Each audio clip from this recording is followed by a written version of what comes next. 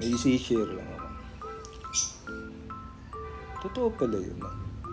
Pag talagang dati mong kaibigan, kaibigan mo naman, tapos matagal kayo hindi nagkausap, tapos biglang magpaparamdam.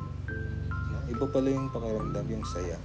Oo, kasi past few days lang, ito lang, recently, yung kumpare ko, ang tagal na namin hindi nagkakausap. Tapos bigla siyang nag-chat, "Tol, kamusta?" Iba yung sayang naramdaman ko, di tinawagan ko.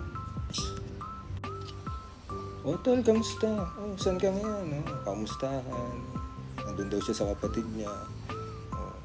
Mga memories namin, pag-usapan namin. Tapos yung biglang naputol yung call, hindi na ako nag-return call. May ginagawa rin ako.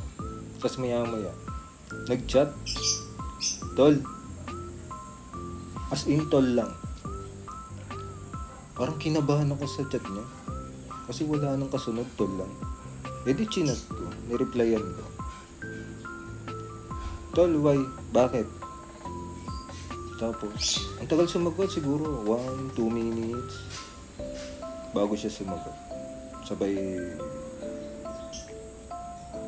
nag-reply, "Tol, Gcash mo muna ako 1K."